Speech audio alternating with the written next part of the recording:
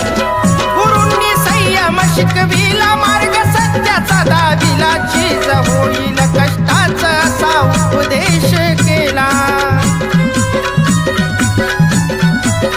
गुरूंनी संयम शिकविला मार्ग सत्याचा दाविला चीज होईल